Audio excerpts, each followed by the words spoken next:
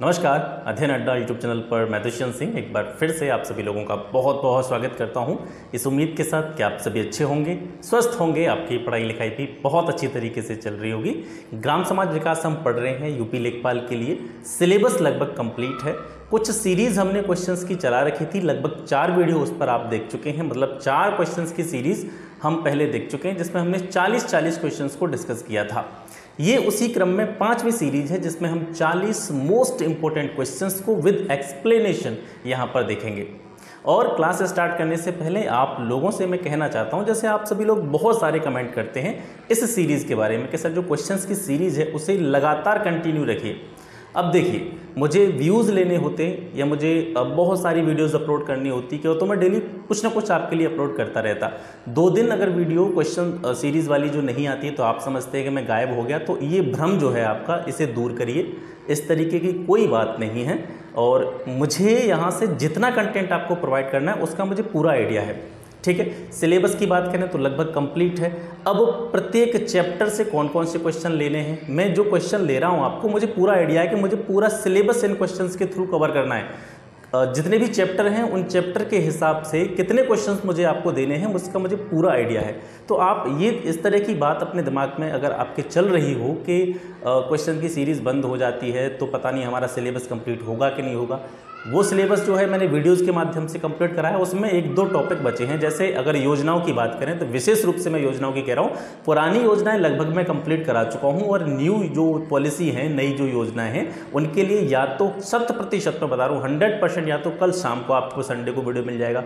और अगर कल शाम को नहीं मिल पाया किसी भी कारणवश तो मंडे को आपको 100% जितनी भी नई योजनाएं हैं, चाहे वो केंद्र सरकार की हैं चाहे वो राज्य सरकार की हैं, उन सभी से रिलेटेड वीडियो आपको एक मिल जाएगा। ठीक है, तो आप बिल्कुल चिंतित होने की ज़रूरत नहीं है। अगर मुझे वीडियो बनानी होती या मुझे व्यूज़ से ही मतलब होता, मुझे सारे व्यूज़ ही लेने हैं बस, तो व्यूज़ से मतलब होता तो मैं डेली आपके लिए कुछ ना कुछ फालतू डालता रहता। ठीक है, और यही चीज़ मैं हमेशा आपसे कहता हूँ कि गट्ठर मत बनाओ। बहुत सारा मतलब आपको संतुष्टि तब मिलेगी डेली वीडियो आपके लिए आए। 40 क्वेश्चन चाहे मैं कहीं से भी पटक दूँ आपके लिए, कैसे भी क्वेश्चन ला के आपको पटक दूँ और डेली आपको वो चीज़ मिलती रहे तो आपको संतुष्टि मिलेगी। ठीक है, क्यूरियसिटी आपके अंदर है। आपके कमेंट्स को देख करके लगता है ये बहुत अच्छी चीज़ है कि आपके अंदर क्यूरियोसिटी है, उत्सुकता है। और जिस व्यक्ति के अंदर एजुकेशन लाइन में, जो कंपटीशन लाइन में होता है, उसके अंदर जब क्यूरियोसिटी होती है तो ये बहुत अच्छी चीज़ होती है। ठीक है, तो ये आपका एक पॉजिटिव पॉइंट है, लेकिन आप एक ही चीज़ के पीछे पड़ जाते हो, ये नेगेटिव पॉइंट है। ठीक है, तो किसी भी प्रकार की कोई भी टेंशन नहीं लेनी। मुझे पता है ग्राम समाज विकास की मैंने जिम्मेदारी ली है तो मैं उसको पूरी तरीके से निभाऊंगा। इसके साथ साथ यूपी स्पेशल का जो मैंने आपसे वादा किया है कि यूपी स्पेशल भी पूरा कराऊंगा, तो यूपी स्पेशल भी एग्जाम से काफ़ी टाइम पहले मैं आपको कंप्लीट करा दूंगा। तो टेंशन बिल्कुल भी नहीं लेनी है। ठीक है, आशा करता हूँ चीज़ें आपको समझ में आ गई होंगी। तो बिल्कुल हल्ला मत मचाया कीजिए इस चीज़ का कि सीरीज़ डेली आनी चाहिए। तो डेली आने से कोई मतलब नहीं होता। ठीक है, जो सिलेक्टेड चीज़ें हैं वही आपको पढ़नी है, फालतू चीज़ें मैं आपको बिल्कुल भी प्रोवाइड नहीं करूँगा। ठीक है, ये मेरा मोटिव नहीं है। मेरा मोटिव है कि आपको ऐसी चीज़ मिले जो एग्ज़ाम में आपके लिए बेनिफिशियल हो। ये उद्देश्य होना चाहिए किसी भी चीज़ का। ठीक है, तो चलिए स्टार्ट करते हैं। आज का पहला क्वेश्चन है, 20 सूत्री कार्यक्रम किस प्रधानमंत्री के कार्यकाल में प्रारंभ हुआ था? 20 सूत्री कार्यक्रम, हालांकि 20 सूत्री कार्यक्रम हम अलग से पढ़ चुके हैं, लेकिन क्वेश्चन किस तरीके से बन सकते हैं उसको हम देख रहे हैं। ठीक है, इसके साथ साथ आपको बुक की भी प्रैक्टिस करने की जरूरत नहीं है। मैं यहाँ से ये भी कह रहा हूँ, आपसे ऑन रिकॉर्ड बोल रहा हूँ कि बुक की भी प्रैक्टिस करने की जरूरत नहीं है। मार्केट में बहुत सारी बुक्स हैं और सभी बुक्स का एनालाइज करते हुए, सभी बुक्स के क्वेश्चन को एनालाइज करते हुए मैं आपको यहाँ पर सिलेक्टेड क्वेश्चन देता हूँ। और आप देख सकते हैं इसमें कितनी मेहनत लगती होगी। करीबन 10-11 पेज हैं जिनसे आप पढ़ रहे हैं। ये 10-11 पेज मैंने हाथ से लिखे हैं। ठीक है, तो मेहनत लगती है, काम लगता है, और इस मेहनत का आपको रिजल्ट भी देना है, ये ध्यान रखना है। मेहनत में कोई भी कसर नहीं छोड़नी है। ठीक है, तो 20 सूत्री कार्यक्रम किस प्रधानमंत्री के कार्यकाल में प्रारंभ हुआ? तो 20 सूत्री कार्यक्रम जो था सर, वो इंदिरा गांधी के प्रधानमंत्रित्व काल में प्रारंभ हुआ था। ठीक है, अब इसके बारे में थोड़ी सी एडिशनल इन्फॉर्मेशन देख लेते हैं। इसकी जो घोषणा हुई थी 20 सूत्री कार्यक्रम की, वो हुई थी 1975 में, 1975 में। ठीक है, 1982, 1986 और 2006 में इसमें कुछ परिवर्तन करते हुए, यानी इसको किस तरीके से और बेहतर बना सकते हैं, इस तरीके से इसकी पुनर्संरचना हुई 3 बार। और वर्तमान समय में जो चालू है 20 सूत्री कार्यक्रम जो प्रचलित है, उसका जो वर्तमान स्वरूप है वो 2006 वाला है। मतलब 2006 में जितने भी परिवर्तन किए गए थे इसमें, जितनी भी नई चीज़ें इसमें डाली गई थी, तो जो वर्तमान स्वरूप है 20 सूत्री कार्यक्रम का वो 2006 से चला आ रहा है। ठीक है, इसके उद्देश्य क्या थे? गरीबी का उन्मूलन करना। ठीक है, और जो लोग हैं, पिछड़े तबके के लोग हैं या फिर गरीब वर्ग के लोग हैं उनके जीवन स्तर में क्या करना, सुधार लाना, इसके साथ साथ सुशिक्षित और जिम्मेदार नागरिक बनाने की दिशा में काम करना, ये इसके जो है प्रमुख उद्देश्य थे।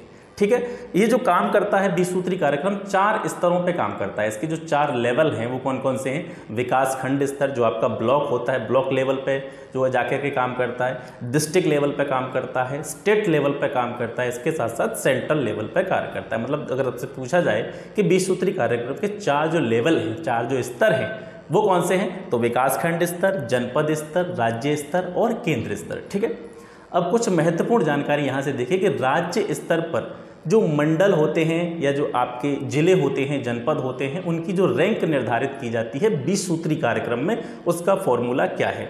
रैंक आप समझ रहे हैं? 20 सूत्री कार्यक्रम में जिन 20 बिंदुओं के आधार पर इस कार्यक्रम को चलाया जा रहा है, जिन 20 बिंदुओं की दिशा में कार्य किया जा रहा है, उस पर किसी भी मंडल की या किसी भी डिस्ट्रिक्ट की, जनपद की स्थिति क्या है, उसने कितना डेवलपमेंट किया, उसने कितनी ग्रोथ की, इसका निर्धारण किस तरीके से किया जाता है कि जैसे अगर देखा जाए जितने भी मतलब 20 जो भी इसमें पॉइंट हैं, जैसे मैंने नीचे लिखा है, जो नीचे वाले देख रहे हैं पहले इसको देखिए आप, जो रैंकिंग मद है, रैंकिंग मद मतलब खाद्य सुरक्षा के मामले में किसी भी जनपद की, मंडल की स्थिति कैसी है, ग्रामीण आवास की कंडीशन कैसी है, चाहे जनपद की बात हो, मंडल की बात हो, शहरी आवास की स्थिति क्या है, ग्रामीण क्षेत्रों में जो जल की आपूर्ति है वो समुचित रूप से हो रही है कि नहीं हो रही है, ठीक है, यानी जल आपूर्ति का जो व्यवस्था है वो कैसी है, ठीक ठाक है कि नहीं है, टीकाकरण यानी जो भी बीमारियां होती हैं, जो बीमारियां जिनकी संभावना बनी रहती है कि बच्चों में या गर्भवती महिलाओं में जो भी बीमारियां हो सकती हैं आगे चल करके, उनके लिए समुचित रूप से टीकाकरण की व्यवस्था कराई जा रही है कि नहीं कराई जा रही है। इसके साथ साथ स्वच्छता का ध्यान रखा जा रहा है कि नहीं रखा जा रहा है। ठीक है, जो भी अनुसूचित जाति, अनुसूचित जनजाति के जो परिवार हैं उनको समुचित रूप से सहायता उपलब्ध कराई जा रही है कि नहीं कराई जा रही है। ICDS जो एकीकृत बाल विकास परियोजना होती है, जिसके तहत आंगनबाड़ी केंद्र जो कार्य करते हैं, उसका सार्वजनिकरण किया गया है कि नहीं, मतलब सभी लोगों तक जो भी सुविधाएं होती हैं आंगनबाड़ी केंद्रों की, या जो ICDS कार्यक्रम है, एकीकृत बाल विकास परियोजना, ये जो कार्यक्रम है इसकी जितनी भी योजनाएं हैं, इसके जितने भी लाभ हैं वो सभी तक पहुंच रहे हैं कि नहीं पहुंच रहे। इन आधार पर किसी भी मंडल की या जनपद की रैंक तय की जाती है। और रैंक तय कैसे की जाती है? जैसे ये जो भी रैंकिंग मद हैं जिनके नाम मैंने बताया आपको, ठीक है, ये जो आपको दिखाई दे रही हैं जो रैंकिंग मद हैं, इनके आधार पर जो भी कार्य किए जाने हैं किसी भी जनपद में या मंडल में, वो 100% कर दिए गए, मतलब बहुत अच्छी तरीके से ये सारे काम कर दिए गए, तो वो 100% काम हो गए, तो उस जनपद को या उस मंडल को A कैटेगरी में रखा जाएगा, मतलब A श्रेणी में रखा जाएगा। और उसको अंक कितने प्रदान किए जाएंगे? 3 अंक प्रदान किए जाएंगे। ठीक है, अगर कोई जनपद इन सभी मदों में से या इन सभी क्षेत्रों में 80 से 100% की, यानी 100% से कम और 80% से ज़्यादा इतनी ग्रोथ अगर करता है या इतना डेवलपमेंट करता है, विकास करता है, तो उसको B कैटेगरी में रखा जाएगा, 2 अंक उसको प्रदान किए जाएंगे। 50% से ज़्यादा डेवलपमेंट, 50% से ज़्यादा विकास, 80% से कम डेवलपमेंट अगर किसी जिले या मंडल में होता है तो उसको C कैटेगरी में रखा जाएगा, 1 अंक उसको प्रदान किया जाएगा। और 0% से लेकर के 50% तक, यानी 50% तक अगर उसने डेवलपमेंट किया है तो उसको D कैटेगरी में रखा जाएगा और 0 अंक या 0 अंक उसको प्रदान किए जाएंगे। इस तरीके से किसी भी जनपद की या मंडल की जो रैंक होती है वो 20 सूत्री कार्यक्रम के अंतर्गत निर्धारित की जाती है। ठीक है, आशा करता हूँ चीज़ें आपको समझ में आ रही होंगी। बड़े ढूंढ के ये चीज़ें मुझे निकालनी पड़ती हैं, ठीक है, हाथ से लिखना पड़ता है तो थोड़ा सा टाइम लग जाता है, इस बात को आप समझा कीजिए। दूसरा क्वेश्चन है, कौन सा एक ग्राम्य विकास का कार्यक्रम नहीं है? ये 4 कार्यक्रम आपको दे रखे हैं, सामुदायिक विकास कार्यक्रम, इंदिरा आवास योजना, सार्वजनिक वितरण प्रणाली और 10 लाख कुआं योजना। इसमें से जहाँ जहाँ मैं एक्सप्लेनेशन दे रहा हूँ, हर क्वेश्चन की एक्सप्लेनेशन आपको नहीं मिलेगी, बीच बीच में कुछ जो जरूरी चीज़ें होंगी उनकी एक्सप्लेनेशन मैं दूंगा। और जाहिर सी बात है, मैं आपका समय व्यर्थ नहीं करूँगा, मैं उन्हीं चीज़ों की एक्सप्लेनेशन आपको दूंगा जिनके बारे में आपको अभी तक मैंने नहीं बताया है, या बहुत कम या सूक्ष्म तरीके से जिसके बारे में बताया उसके बारे में एडिशनल वर्क, उसी चीज़ के बारे में एडिशनल जानकारी आपको मिलेगी। ठीक है, जैसे सामुदायिक विकास कार्यक्रम हो गया तो इसके बारे में हम पढ़ चुके हैं, आपको पता है। इंदिरा आवास योजना, इसको भी हम पढ़ चुके हैं पुरानी योजनाओं में। तो ये चारों जो कार्यक्रम दे रखे हैं, योजना दे रखी है, इनमें से कौन सा ग्राम्य विकास का कार्यक्रम नहीं है? तो इसमें से जो ग्राम्य विकास के अंतर्गत नहीं आता है वो आता है आपका सार्वजनिक वितरण प्रणाली। ठीक है, पब्लिक डिस्ट्रीब्यूशन सिस्टम जो होता है, PDS इसको बोलते हैं। ठीक है। ये जो होता है ये ग्राम्य विकास के अंतर्गत नहीं आता है, ठीक है। ये राशन वगैरह उपलब्ध कराने से रिलेटेड होता है। तो ये जो योजना थी पब्लिक डिस्ट्रीब्यूशन सिस्टम की, सार्वजनिक वितरण प्रणाली की, ये पहली बार कब अस्तित्व में आई थी? जब द्वितीय विश्व युद्ध का समय था, यानी 14 जनवरी 1945 को द्वितीय सेकेंड वर्ल्ड वॉर के टाइम पे इसको स्टार्ट किया गया था। और उसका जो वर्तमान स्वरूप है, यानी वर्तमान में भी जो राशन प्रणाली है वो चल रही है, आपको पता है, तो उसका जो वर्तमान स्वरूप आया था सामने वो जून 1947 में आया था, ठीक है। जून 1947 में जो इसका वर्तमान स्वरूप है वो सामने आया था। 1992 में क्या होता है, जो पब्लिक डिस्ट्रीब्यूशन सिस्टम होता है वो गरीब परिवारों, विशेष रूप से ऐसे क्षेत्र के लोग जो दूर दराज पहाड़ी क्षेत्रों में रहते हैं या ऐसे क्षेत्रों में रहते हैं जहां पर जो भी सुविधाएं होती हैं, मूलभूत सुविधाएं, वो आसानी से पहुंच नहीं पाती हैं, दुर्गम क्षेत्र हैं, उन सभी पर ध्यान केंद्रित करते हुए आरपीडीएस बनाया गया, मतलब रूरल पब्लिक डिस्ट्रीब्यूशन सिस्टम, ये बनाया गया था। फिर इसको चेंज किया गया 1997 में, आरपीडीएस क्या बन गया था आपका, टीपीडीएस बन गया, ठीक है। टीपीडीएस मतलब टारगेटेड पब्लिक डिस्ट्रीब्यूशन सिस्टम, मतलब एक लक्ष्य के रूप में इस सार्वजनिक वितरण प्रणाली को देखा गया, एक टारगेट रूप में इसको स्टार्ट किया गया, टारगेटेड मोड में इसको स्टार्ट किया गया। मतलब इसके लिए आने वाले वर्षों के लिए, आने वाले समय के लिए कुछ लक्ष्य निर्धारित किए गए थे सार्वजनिक वितरण प्रणाली के, ठीक है। उसको टीपीडीएस कहा गया। तो 1992 में ये पीडीएस से आरपीडीएस हुआ और 1997 में ये आरपीडीएस से टीपीडीएस बन गया। जिसने क्या हुआ, 1997 में यहाँ से एक बहुत ही महत्वपूर्ण प्रश्न बनेगा कि जैसे 1992 में जो पीडीएस था वो आरपीडीएस, मतलब जो दूर दराज के क्षेत्र थे वहाँ पर इसने अपनी पहुँच कायम की। 1997 में क्या होता है, 1997 में जो आरपीडीएस से टीपीडीएस बना था, तो इसके तहत क्या हुआ, जो सबसे महत्वपूर्ण चीज़ थी वो ये हुई कि जो सार्वजनिक वितरण, जो राशन वितरण की जो दुकानें होती हैं, ठीक है, उनकी स्थापना की, जिन पर खाद्यान्न वगैरह वितरित किया जाता था, ठीक है। तो 1997 में रियायती दरों पर खाद्यान्न वितरण के लिए उचित मूल्य की जो दुकान होती हैं, ठीक है, उचित मूल्य की जो दुकानें होती हैं उनकी स्थापना की गई थी। तो आपसे अगर प्रश्न पूछा जाए कि सार्वजनिक वितरण प्रणाली के अंतर्गत जो रियायती दरों पर खाद्यान्न उपलब्ध कराती हैं, ऐसी उचित मूल्य की दुकानों की स्थापना कब की गई थी, तो ये 1997 में की गई थी, ठीक है। अगला प्रश्न है, बहुत ही महत्वपूर्ण प्रश्न है तीसरा, सीमांत कृषक किसे कहते हैं? सीमांत कृषक किसको कहते हैं, किसको कहा जाता है सीमांत कृषक? 1 हेक्टेयर से कम भूमि वाला किसान, 1 हेक्टेयर से 2 हेक्टेयर के बीच की भूमि वाला किसान, ठीक है, 2 हेक्टेयर से 5 हेक्टेयर की भूमि वाला किसान, या 5 हेक्टेयर से ज़्यादा और 10 हेक्टेयर से कम भूमि वाला किसान। तो सीमांत कृषक हो गए या लघु कृषक हो गए या वृहद कृषक हो गए, इन तीनों को यहाँ पे मैंने डिफाइन कर दिया है। सीमांत कृषक वे कृषक होते हैं जिनके पास जो भूमि होती है वो 1 हेक्टेयर से कम होती है, ठीक है।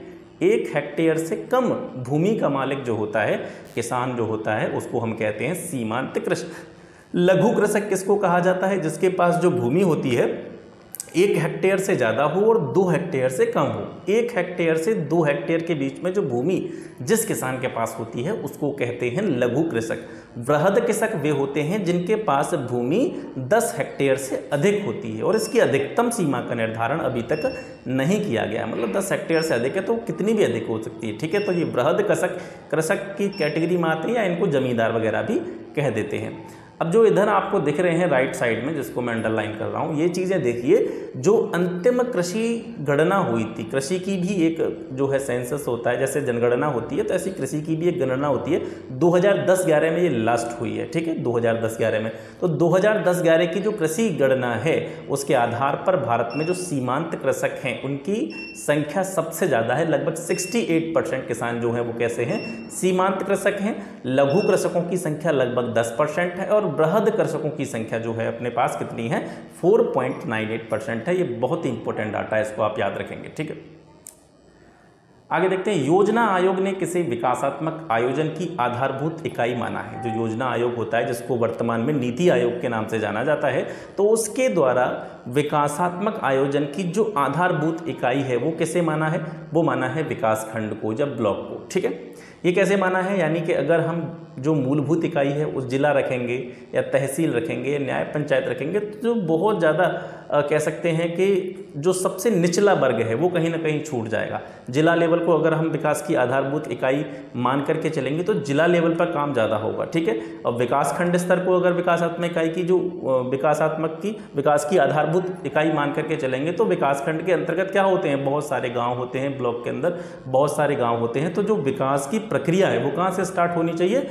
विकास की प्रक्रिया कहाँ से स्टार्ट होनी चाहिए? बिल्कुल गाँवों से। ठीक है, हमारे देश के पूरी संरचना में जो सबसे प्रमुख भूमिका निभाते हैं वो हमारे गांव हैं, और गांवों से अगर डेवलपमेंट की प्रोसेस जो है वो स्टार्ट होगी तो वो डेवलपमेंट बहुत ही उच्च कोटि का होगा। ठीक है, तो विकास खंड स्तर को योजना आयोग ने विकासात्मक आयोजन की आधारभूत इकाई माना था। और जैसा कि आपको पता भी हो, गांधी जी ने भी कहा था कि जिस तरीके से सत्ता यानी जो भी पावर्स होती हैं वो केंद्र के हाथ में होती हैं या सेंट्रल गवर्नमेंट के हाथ में होती हैं, उसी तरीके से जो गांव होते हैं जो सबसे निचले वर्ग में आते हैं, तो जो गांव होते हैं उनके पास भी उनके जो भी आसपास की चीज़ें हैं जिन पर भी विकास करने की ज़रूरत है या जिनके बारे में सोचने की ज़रूरत है, उनको भी यानी गाँवों के प्रशासन को भी शक्तियाँ मिलनी चाहिए, पावर्स मिलनी चाहिए। और इसी मोटिव के तहत जो सत्ता का विकेंद्रीकरण हुआ था 93वां और 94वां जो संविधान संशोधन था, है ना, जिसमें हमने पंचायती राज को पढ़ा था, तो वो हुए थे, तो वो इसी सोच के आधार पर हुए थे कि जो पावर्स हैं वो छोटी वाली जो इकाई है हमारी जो गांव है उनके पास भी, ग्राम पंचायत जो हैं उनके पास भी क्या होनी चाहिए? पावर्स होनी चाहिए। ठीक है, तो योजना आयोग ने विकासात्मक आयोजन की जो आधारभूत इकाई माना है वो माना है विकासखंड को। नेक्स्ट क्वेश्चन, अगला क्वेश्चन है निम्नलिखित में से कौन सा सुमेलित नहीं है? तो राष्ट्रीय ग्रामीण रोजगार कार्यक्रम ये जो प्रारंभ हुआ था 1980 में, बिल्कुल सही है। ग्रामीण क्षेत्रों में महिलाओं और बालकों का विकास से संबंधित योजना 1982 में। जवाहर ग्राम समृद्धि योजना है ये 1992 में स्टार्ट नहीं हुई थी। जवाहर ग्राम समृद्धि योजना 1 अप्रैल 1999 से प्रारंभ हुई थी। और नीचे अगर देखें प्रधानमंत्री ग्राम सड़क योजना, तो ये 2000 में प्रारंभ हुई थी। ठीक है, निम्नलिखित में से कौन सा सुमेलित नहीं है? अगर सामुदायिक विकास कार्यक्रम देखें तो ये कब या किस प्रधानमंत्री के काल में प्रारंभ किया गया था? सामुदायिक विकास कार्यक्रम जवाहरलाल नेहरू के काल में प्रारंभ किया गया था। पंचायती राज संस्थाएं उनको संवैधानिक दर्जा किसके काल में जो है मिला था? तो वो राजीव गांधी के काल में मिला था। सूचना का अधिकार अधिनियम जो राइट टू इन्फॉर्मेशन होता है RTI, ये मिलान इसका सही नहीं है कि जो सूचना का अधिकार अधिनियम था ये UPA सरकार में हुआ था। डॉक्टर मनमोहन सिंह के समय में इस अधिनियम को पारित किया गया था। ठीक है, तो जो PV नरसिम्हा राव ये गलत है। और प्रधानमंत्री ग्राम सड़क योजना की बात करें तो ये अटल बिहारी वाजपेयी के समय में इस योजना को प्रारंभ किया गया था। ठीक है, RTI act doctor Manmohan Singh के समय में आया, राष्ट्रपति की मंजूरी इसको मिली थी 15 जून 2005 को, और विधिवत रूप से लागू कर दिया गया था 12 अक्टूबर 2005 को। दोनों तिथियां आपको याद रखनी है। आगे बढ़ते हैं। महात्मा गांधी ने ग्राम्य विकास को बढ़ावा देने के लिए किसे अपनाए जाने पर बल दिया था? तो जिसके बारे में अभी हम बात कर रहे थे, महात्मा गांधी ने ग्राम्य विकास को बढ़ावा देने के लिए सत्ता के विकेंद्रीकरण पर बल दिया था कि सत्ता का विकेंद्रीकरण होना चाहिए, शक्तियों का बंटवारा होना चाहिए, शक्तियों का विभाजन होना चाहिए। ग्राम पंचायतों को, गाँवों को भी उनके विकास के लिए जो पावर्स हैं, शक्तियाँ हैं, वो मिलनी चाहिए। ठीक है, समर्थ योजना में किसे प्रोत्साहित किया जाता है? मतलब समर्थ योजना किससे रिलेटेड है? तो समर्थ योजना का जो रिलेशन है, संबंध है, वो है विधवा, तलाकशुदा या जो उपेक्षित महिलाएं होती हैं समाज के द्वारा, जो जिनकी उपेक्षा की जाती है या समाज के द्वारा जिनको नहीं देखा जाता है, या फिर कह सकते हैं पारिवारिक रूप से जो उपेक्षा जिनकी की जाती है, ऐसी महिलाओं को तकनीकी शिक्षा प्राप्त करने के उद्देश्य से समर्थ योजना चलाई गई थी। ठीक है, आगे बढ़ते हैं। मनरेगा के अंतर्गत कौन सा विभाग क्रियाशील है? मतलब मनरेगा जो है, मनरेगा के बारे में हम पढ़ रहे हैं तो यहाँ पर व्याख्या देने की जरूरत है नहीं। मनरेगा के अंतर्गत जो विभाग काम करते हैं वो ग्राम्य विकास विभाग, ये भी मनरेगा से रिलेटेड होता है। भूमि विकास और जल संसाधन विभाग भी इससे रिलेटेड होता है। बाल विकास पुष्टाहार विभाग भी कहीं ना कहीं इससे रिलेटेड होता है। ठीक है, तो इसका ऑप्शन है डी। ग्राम विकास के लिए केंद्र से आवंटित की जाने वाली, बहुत ही महत्वपूर्ण प्रश्न है ये, ठीक है, याद रखेंगे इसको। ग्राम्य विकास के लिए केंद्र से आवंटित की जाने वाली जो धनराशि होती है, मतलब ग्राम प्रधानों के खाते में जो धनराशि भेजी जाती है सरकार के द्वारा, तो किस कार्यक्रम में, प्रश्न हमारा है कि किस कार्यक्रम में जो केंद्र से आवंटित राशि होती है उसे सीधे ग्राम प्रधानों के खाते में हस्तांतरित करने की व्यवस्था की गई थी? कौन सी योजना में? तो ये व्यवस्था जो की गई थी जवाहर रोजगार योजना के अंतर्गत की गई थी। इस पॉइंट को आप याद रखेंगे। कुछ एडिशनल इन्फॉर्मेशन इससे जुड़ी हुई देख लेते हैं। जो जवाहर रोजगार योजना थी इसकी शुरुआत हुई थी 1 अप्रैल 1989 को। ठीक है, वेतन रोजगार कार्यक्रमों के तहत राष्ट्रीय ग्रामीण रोजगार कार्यक्रम national rural employment programme NREP इसको कहते हैं। और इसके अलावा एक और कार्यक्रम था ग्रामीण भूमिहीन रोजगार गारंटी कार्यक्रम RLEGP। ठीक है, ये जो दोनों कार्यक्रम थे ये 6वीं और 7वीं पंचवर्षीय योजना में चलाए गए थे। जिस योजना की हम बात कर रहे हैं जवाहर रोजगार योजना की, तो ये बाद में आई थी। इससे पहले जो प्रोग्राम चलते थे हमारे NREP और RLEGP, इन दोनों को मर्ज करके जवाहर रोजगार योजना का नाम दे दिया गया था। या हम इस तरीके से कह सकते हैं कि NREP और RLEGP को मिला करके किस में मिला दिया गया था, इन दोनों को जवाहर रोजगार योजना में। ठीक है, और अप्रैल 1989 से इसका नाम हम कह सकते हैं संयुक्त रूप से जवाहर रोजगार योजना कर दिया गया था। इसका मोटिव क्या था कि जो ग्रामीण क्षेत्र हैं उसमें आर्थिक बुनियादी ढांचे और सामुदायिक और सामाजिक संपत्तियों के माध्यम से जो बेरोजगार लोग हैं उनके लिए ज़्यादा से ज़्यादा रोजगार के अवसर पैदा करना इसका प्रमुख उद्देश्य था जवाहर रोजगार योजना का। ठीक है, तो अगर इस तरीके से भी आपसे पूछा जाए कि जवाहर रोजगार योजना पूर्व में किस नाम से संचालित की जाती थी, तो 2 कार्यक्रम हुआ करते थे इसके स्थान पर। पहले राष्ट्रीय ग्रामीण रोजगार कार्यक्रम और इसके अलावा ग्रामीण भूमिहीन रोजगार गारंटी कार्यक्रम, इन दोनों को मर्ज करके ही जवाहर रोजगार योजना बनाई गई थी। ठीक है, कौन सी योजना महिला सशक्तिकरण से जुड़ी है, तो जो सबला योजना है ये महिला सशक्तिकरण से जुड़ी है।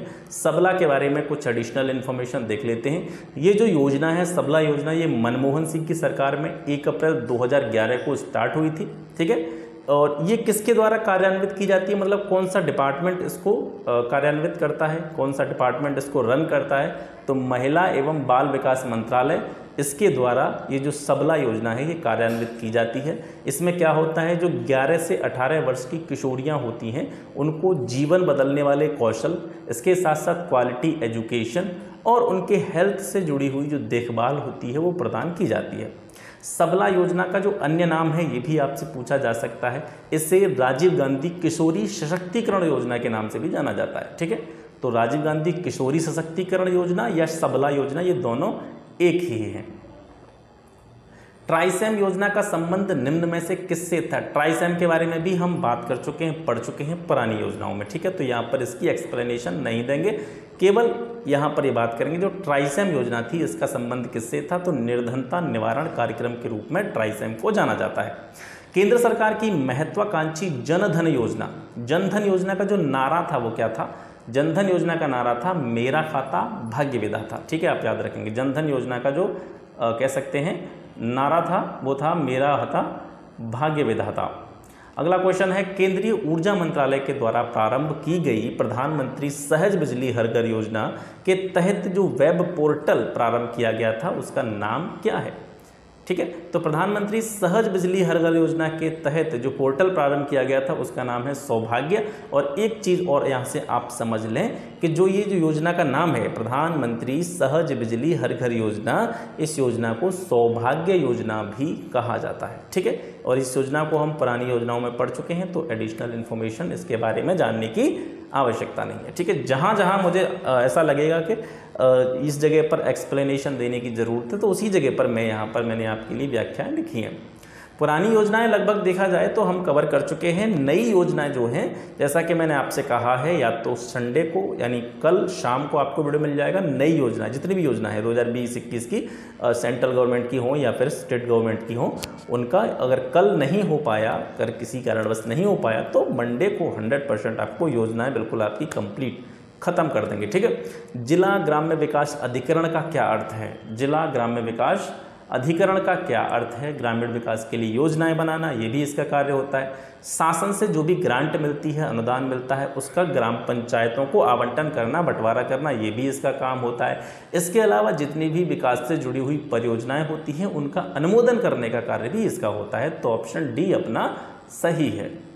National food for work programme NFWP की शुरुआत कब हुई थी, 14 नवंबर 2004 को NFWP की शुरुआत हुई थी। ये जो प्रोग्राम है ये भारत में 14 नवंबर 2004 को प्रारंभ किया गया था। इसका उद्देश्य था उस समय पर यानी 2004 में जब ये स्टार्ट किया गया था तो इस टाइम पर जो 150 सबसे पिछड़े ज़िले थे भारत के, उसमें अनुपूरक मजदूरी रोजगार उपलब्ध कराना था। कम से कम मतलब ये है, ऐसा रोजगार, ऐसी मजदूरी उपलब्ध कराना जिससे थोड़ा बहुत उनके लिए इनकम की व्यवस्था हो सके, रोजगार का साधन उनके लिए बन सके। ठीक है, इस कार्यक्रम के लिए लगभग गवर्नमेंट का जो फंड था, यानी पूरा जो इसमें लागत आई थी 2020 करोड़ रुपए इसकी लागत आई थी इस योजना की, और 20 लाख मीट्रिक टन खाद्यान्न आवंटित इस योजना के तहत किया गया था, इस प्रोग्राम के तहत किया गया था। ये जो पूरा प्रोग्राम था ये केंद्र सरकार के ऊपर डिपेंड था, मतलब केंद्र प्रायोजित योजना थी। निर्मल ग्राम योजना का संबंध निम्न में किससे है? विवाद रहित ग्राम से, स्वच्छ पेयजल आपूर्ति से। तो निर्मल का मतलब नाम ही आप समझ सकते हैं, निर्मल का मतलब होता है एकदम स्वच्छ, साफ। ठीक है, तो निर्मल है मलमूत्र, ठोस या अर्ध ठोस कचरे के स्वच्छ निस्तारण से। स्पेशली हम कहें, भारत सरकार ने अक्टूबर 2003 में पूरी तरह से स्वच्छ और खुले में शौच मुक्त ग्राम पंचायतों, ब्लॉकों, जिलों, राज्यों के लिए निर्मल ग्राम पुरस्कार योजना भी स्टार्ट करी थी। मतलब खुले में शौच करने से संबंधित है, मतलब जो भी गंदगी होती है, जो भी कह सकते हैं कचरा होता है, मलमूत्र होता है, ठोस या अर्धठोस किसी भी रूप में, उसका स्वच्छतापूर्वक क्या किया जा सके, निस्तारण किया जा सके। इसी से रिलेटेड थी निर्मल ग्राम योजना। ठीक है, निम्नलिखित में से कौन सा कार्यक्रम भारत में हरित क्रांति कार्यक्रम का आधार बना? ग्रीन रिवॉल्यूशन हम पढ़ चुके हैं, सारी रिवॉल्यूशन हमने पढ़ी है। इसमें प्रश्न इस तरीके से पूछ रहा है कि हरित क्रांति जब अस्तित्व में आई थी तो उसके पीछे कौन से कार्यक्रम थे जिनका मतलब जिनसे इंस्पिरेशन लेते हुए हरित क्रांति जो है अस्तित्व में आई? तो सघन कृषि जनपद कार्यक्रम और सघन कृषि क्षेत्र कार्यक्रम, ये दोनों कार्यक्रम जो थे हरित क्रांति के आधार बने थे। ठीक है, इन्हीं के आधार पर हरित क्रांति प्रारंभ हुई थी। भारत सरकार द्वारा ग्रामीण क्षेत्रों में पेयजल आपूर्ति में तेजी लाने के लिए राजीव गांधी राष्ट्रीय पेयजल मिशन कार्यक्रम कब स्टार्ट किया गया था? तो ये 1991 में स्टार्ट किया गया था। इसके बारे में भी हम डिटेल में पुरानी योजनाओं में पढ़ चुके हैं। प्रधानमंत्री मत्स्य संपदा योजना की शुरुआत कब हुई थी? सितंबर 2020 में प्रधानमंत्री मत्स्य संपदा योजना की शुरुआत हुई थी। इसकी कुछ अतिरिक्त जानकारी देखते हैं। 10 सितंबर 2020 को ये स्टार्ट होती है और इस योजना के साथ ही एक ऐप प्रारंभ किया गया, लॉन्च किया गया, उसका नाम था गोपाला ऐप। ठीक है, गोपाला ऐप किससे संबंधित है? प्रधानमंत्री मत्स्य संपदा योजना से रिलेटेड है। ठीक है, इस योजना का उद्देश्य क्या था? जो मछुआरे होते हैं उनकी आय को डबल करना। ठीक है, जो मछली पकड़ने का काम करते हैं, जिनका कह सकते हैं रोजगार का एकमात्र साधन जो मत्स्य पालन होता है या मछली पकड़ना होता है, उनकी आय को दोगुना करना। इस योजना की जो अवधि थी, ये प्रारंभ जब हुई थी 2020-21 से स्टार्ट हुई थी और 2024-25 तक इसकी अवधि मानी जाती है। मतलब 2020-21 से स्टार्ट होकर के 2024-25 तक जो मछुआरे हैं उनकी आय को दोगुना करना है। इस योजना पर जो खर्च आया है वो लगभग 20,050 करोड़ रुपए। ठीक है, 20,050 करोड़ रुपए का खर्च इसमें सरकार का आया है। रफ्तार योजना के तहत ग्रामीण क्षेत्रों में किसे बढ़ावा मिलेगा? रफ्तार योजना के तहत अधोसंरचना हो गई, कृषि उद्यमिता, कटाई, ये सभी जो है इसके मतलब सही, जो डी ऑप्शन है इसका सही है। ये योजना जो है राष्ट्रीय कृषि विकास योजना 2007 के स्थान पर 2017-18 से 2019-20 के लिए शुरू की गई थी। आपसे पूछा जाए रफ्तार योजना कब स्टार्ट करी गई थी, तो ये 2017-18 में स्टार्ट की गई थी। और ये योजना पहले किस नाम से जानी जाती थी? राष्ट्रीय कृषि विकास योजना के नाम से, और राष्ट्रीय कृषि विकास योजना 2007 में शुरू हुई थी। ठीक है, इस योजना का जो टाइम पीरियड रखा गया रफ्तार योजना का 2017-18 से 2019-20 तक की योजना चली थी। हालांकि अभी 2022 चल रहा है तो ये पुरानी योजना है। ठीक है, इस योजना का उद्देश्य था कि जो भी किसान होते हैं, किसानों के प्रयासों को मजबूत करना और कृषि को आर्थिक रूप से अधिक लाभदायक बनाने के लिए कृषि व्यवसाय उद्यमिता को बढ़ावा देना। केंद्र और राज्य का जो इसमें वित्तीय अनुपात होता है वो 60:40 होता है, और जो विशेष राज्य हैं जैसे कि जो पूर्वोत्तर राज्य हैं, पहाड़ी क्षेत्रों के जो राज्य हैं, उनके लिए जो केंद्र राज्य का वित्तीय अनुपात होता है वो 90:10 होता है। ठीक है, आगे बढ़ते हैं। राष्ट्रीय प्रदर्शन योजना 1965, राष्ट्रीय प्रदर्शन योजना 1965 में आई थी। ये किससे संबंधित रही है? ये ग्रामीण पेयजल से संबंधित रही है। ठीक है, निम्न में से कौन श्यामा प्रसाद मुखर्जी रूर्बन मिशन का उद्देश्य है? तो गांवों में शहरी सुविधा प्रदान करना हो या गांवों को क्लस्टर्स की तर्ज पर विकसित करना हो। जैसे देखिए इसका रूर्बन मिशन, रू मतलब रूरल और पीछे रूर्बन लगा हुआ है मतलब अर्बन, तो ग्रामीण और शहरी, इसके नाम से ही आप यहाँ पर रिलेट कर पाएंगे।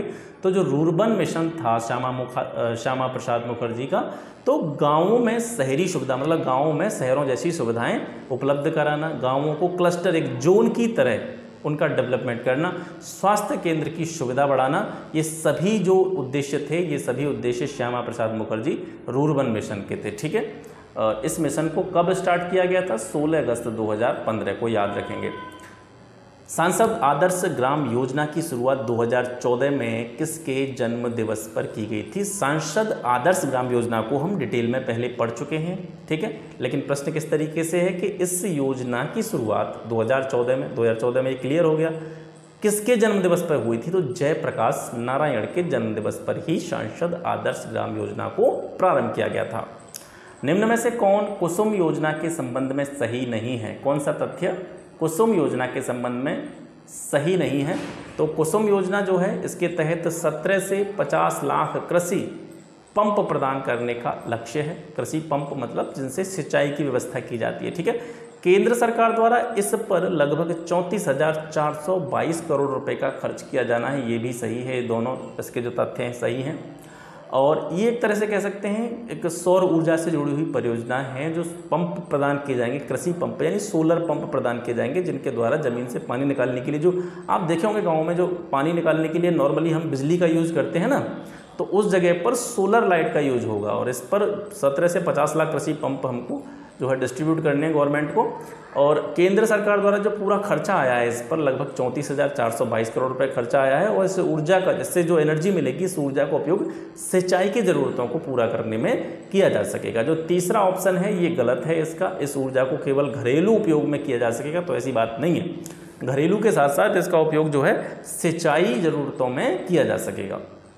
आगे बढ़ते हैं। राजीव गांधी ग्रामीण विद्युतीकरण योजना का किस वर्ष दीनदयाल उपाध्याय ग्राम ज्योति योजना में विलय कर दिया गया? पहले जो राजीव गांधी ग्रामीण विद्युतीकरण योजना थी, इसके बारे में भी हम पढ़ चुके हैं। तो इसको कब मर्ज किया गया था दीनदयाल उपाध्याय ग्राम ज्योति योजना में? ठीक है, तो यहाँ पर देख लेते हैं 2014 में इसको मर्ज किया गया था। इसके अलावा जो राजीव गांधी ग्रामीण विद्युतीकरण योजना थी, ये कब स्टार्ट हुई थी? ये 4 अप्रैल 2005 को स्टार्ट हुई थी।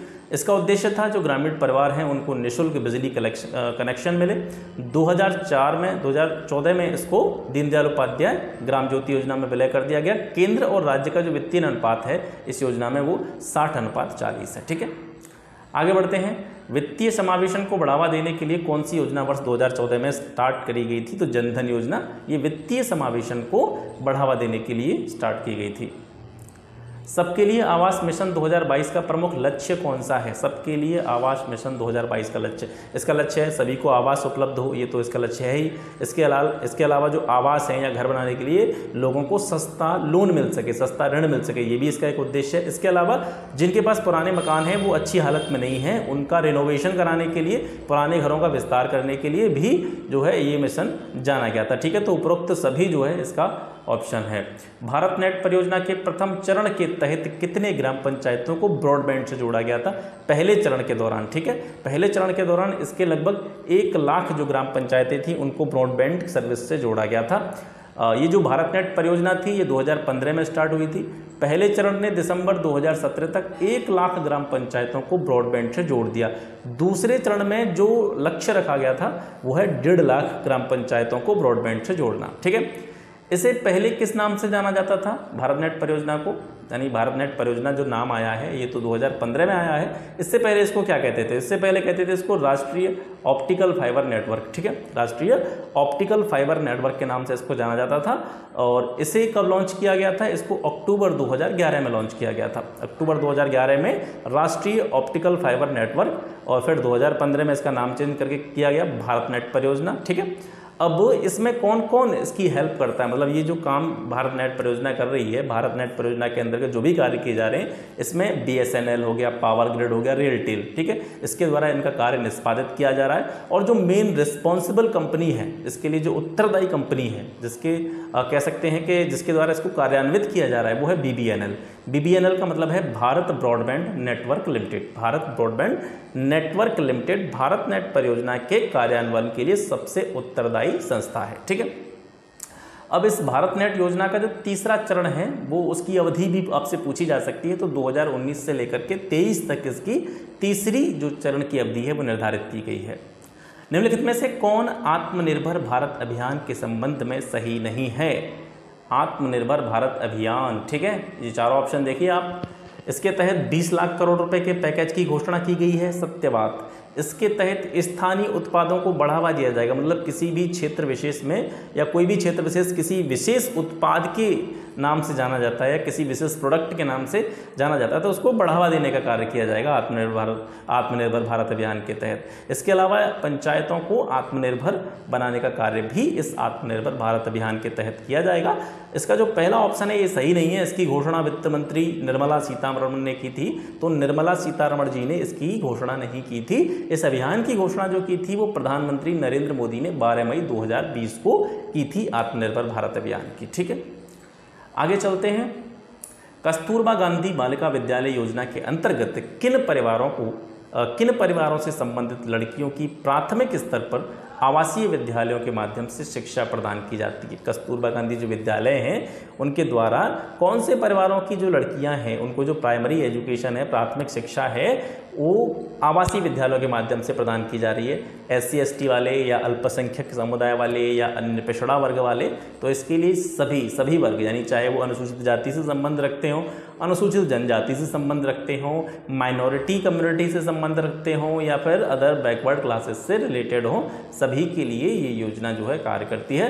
कस्तूरबा गांधी आवासीय विद्यालय योजना जो थी इसको केंद्र सरकार के द्वारा स्टार्ट किया गया था। कब स्टार्ट किया गया था? 2004 में। दीनदयाल उपाध्याय अंत्योदय योजना का क्रियान्वयन किस मंत्रालय के अंतर्गत किया जा रहा है? तो दीनदयाल उपाध्याय कृषि योजना, दीनदयाल उपाध्याय अंत्योदय योजना जो है वो केंद्रीय आवास एवं शहरी उन्मूलन मंत्रालय के द्वारा इसको स्टार्ट किया जा रहा है। ठीक है, आगे है स्वच्छ भारत मिशन ग्रामीण। इसके दूसरे चरण के क्रियान्वयन की जो अवधि है वो कब तक की है? तो दूसरा चरण जो है स्वच्छ भारत मिशन ग्रामीण का वो 2024-25 है। ठीक है, अगर पूरी अवधि की बात करें तो 2020-21 से इसका जो दूसरा चरण है वो माना गया है और 2020-21 से लेकर के 2024-25 तक इसका जो दूसरा चरण है वो माना जाएगा। ठीक है, मिशन इंद्रधनुष टीकाकरण कार्यक्रम योजना की शुरुआत किस वर्ष की गई थी? मिशन इंद्रधनुष टीकाकरण योजना की शुरुआत ये 2014 में की गई थी। 25 दिसंबर 2014 को इस कार्यक्रम को लॉन्च किया गया था। मेन उद्देश्य क्या है इसका? जो भी 2 वर्ष तक के बच्चे हैं या फिर जो भी प्रेग्नेंट महिलाएं हैं उनको 7 बीमारियों से लड़ने के लिए सभी प्रकार के टीके लगवाना इसका प्रमुख उद्देश्य है। याद रख सकते हैं इंद्रधनुष में कितने कलर होते हैं? 7 कलर होते हैं। तो 7 प्रकार की बीमारियों से लड़ने के लिए टीके लगवाने की व्यवस्था इसमें की गई है। वो 7 बीमारियों के नाम भी आपसे पूछे जा सकते हैं। तो 7 बीमारियों के नाम आप यहाँ से कॉर्नर में दिखाई दे रहे होंगे। TB हो गया, ट्यूबरकुलोसिस, ठीक है, पोलियो हो गया, हेपेटाइटिस बी हो गया, डिप्थीरिया हो गया, टिटनेस हो गया, मीजल्स हो गया और आपका काली खांसी जिसको पर्ट्यूटिस कहते हैं ये हो गया। तो ये 7 बीमारियां हैं। इनसे बचाव के लिए 2 वर्ष तक के बच्चे और गर्भवती महिलाओं को टीकाकरण की व्यवस्था, टीकाकरण की जो सुविधा है वो इस मिशन इंद्रधनुष टीकाकरण कार्यक्रम के तहत प्रदान की जाती है। ठीक है, अब ये जो कार्यक्रम था आपको पता चल गया 2014 से स्टार्ट हुआ था। 2014 से लेकर के इसको मतलब इसका जो कार्यक्रम है वो चलता रहा। फिर 2017 में 8 अक्टूबर 2017 में इसको नाम दे दिया गया गहन मिशन इंद्रधनुष। मतलब इसकी जो स्पीड चल रही थी, इसके कार्य करने का जो तरीका था उसको और गहनता से करने के लिए इसका नाम क्या रख दिया? गहन मिशन इंद्रधनुष। फिर इसके बाद में दिसंबर 2019 से लेकर के मार्च 2020 तक की जो अवधि में इस मिशन पर जो कार्य किया गया उसको गहन मिशन इंद्रधनुष 2.0 या 2.0 कहा गया था। ठीक है, ये जानकारी आपको यहाँ से देखनी है। अगला क्वेश्चन है प्रधानमंत्री सुरक्षित मातृत्व अभियान के तहत महीने की किस तारीख को सभी गर्भवती महिलाओं की सार्वभौमिक तौर पर गुणवत्तापूर्ण जांच कराई जाती है? तो किस तारीख को की जाती है?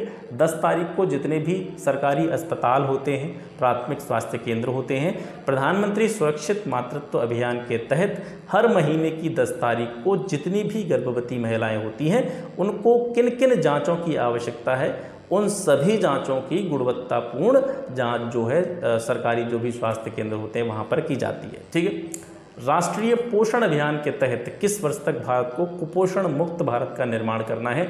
तो कुपोषण मुक्त भारत का जो लक्ष्य रखा गया है वो 2022 तक रखा गया है। और ये जो राष्ट्रीय पोषण अभियान है यह नीति आयोग की एक संकल्पना है। इसकी शुरुआत की गई थी 2017 में। ठीक है, विश्व की सबसे बड़ी हेल्थ केयर योजना आयुष्मान भारत योजना की शुरुआत प्रधानमंत्री नरेंद्र मोदी ने कहाँ से की थी इसकी शुरुआत? जो आयुष्मान भारत योजना है इसके बारे में हम डिटेल में पढ़ चुके हैं। अब इसमें से प्रश्न बना कि इस योजना की शुरुआत कहाँ से हुई थी, तो झारखंड के मतलब झारखंड की जो राजधानी है रांची, वहाँ से इसको स्टार्ट किया गया था। ठीक है। लड़कियों को स्नातक तक मुफ्त शिक्षा देने के लिए देवी अहिल्याबाई योजना कब प्रारंभ की गई थी? तो देवी अहिल्याबाई योजना 2017 में प्रारंभ की गई थी। और यहाँ से आपको ये भी पता चल गया कि देवी अहिल्याबाई योजना का उद्देश्य क्या है, लड़कियों को स्नातक तक मुफ्त शिक्षा देना। ठीक है।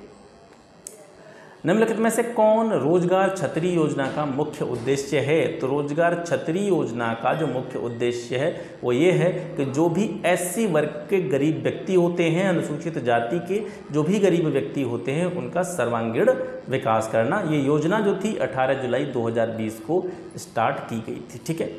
आगे बढ़ते हैं। मुख्यमंत्री शिक्षुता प्रोत्साहन योजना के तहत, इसको हम पढ़ चुके हैं, मुख्यमंत्री शिक्षुता प्रोत्साहन योजना के तहत युवाओं को प्रशिक्षण के दौरान या ट्रेनिंग के दौरान कितने रुपए प्रतिमाह देने का प्रावधान किया गया है? तो इनको 2500 रुपये मतलब 2500 रुपये इनको प्रतिमाह देने का प्रावधान इस योजना के तहत किया गया है। डी जो है आपका राइट आंसर है। ठीक है। तो ये हो गया आज का सेशन। इसमें हमने 40 बहुत ही अच्छे क्वेश्चंस को यहाँ पर डिस्कस किया। आशा करता हूँ ये प्रश्न आपको बहुत अच्छे लगेंगे और इसके साथ साथ आपके परीक्षा में भी यह बहुत ही उपयोगी होंगे, हेल्पफुल होंगे। ठीक है। और जैसा कि मैंने आपसे कहा है कि आप बिल्कुल भी एकदम जो व्याकुल हो जाते हैं, आतुर हो जाते हैं एक तरह से कि सर डेली इसकी सीरीज आनी चाहिए, आप इस बात का यकीन मानिए। देखिए मैं यही कह सकता हूँ आपसे, भरोसा करना न करना वो आपके ऊपर डिपेंड है। मैं आपसे यही तो कह सकता हूँ कि मुझे पता है कि मुझे आपको क्या कराना है, मुझे ये भी पता है कि एग्ज़ाम में कितना टाइम बचा है, मुझे ये भी पता है एग्ज़ाम 19 जून का है। आपको ऐसा लग रहा हो कि मुझे नहीं पता हो एग्ज़ाम आपका कब का है। आपका सिलेबस ग्राम समाज विकास का लगभग समाप्त है। क्वेश्चंस मुझे आपको क्या देने हैं मुझे पता है। अब डेली 40 क्वेश्चन में आलतू फालतू क्वेश्चन लेके आपके सामने बैठ जाऊँ वो भी ठीक बात नहीं है। तो आपको बिल्कुल भी चिंता करने की ज़रूरत नहीं है। बाकी योजनाओं की बात रही, कल या परसों आपको योजनाओं की वीडियो मिल जाएगी। इसके साथ साथ अभी थोड़ी स्पीड से हमको काम करना है यूपी जीके पर। और यूपी जीके में जिस तरीके से करा रहा हूँ, आप लोग मुझे एडवाइस देते हैं कि नहीं सर यूपी लेखपाल के हिसाब से ही कराइए, तो आप यूपी लेखपाल के हिसाब से आज पढ़िए। ठीक है। अगर भगवान न करे आपका सिलेक्शन नहीं हुआ तो फिर किसी दूसरे एग्ज़ाम के हिसाब से अगली बार फिर पढ़ना यूपी जीके। भगवान न करे उसमें भी नहीं हुआ तो अगली बार फिर किसी दूसरे एग्ज़ाम के हिसाब से यूपी जीके पढ़ना। ठीक है। आप लोगों के ये कमेंट हैं, मैं इस तरीके से आपको यूपी जीके करा रहा हूँ कि आपको फिर दोबारा से बिल्कुल भी किसी किताब को कुरेदने की ज़रूरत नहीं पड़ेगी।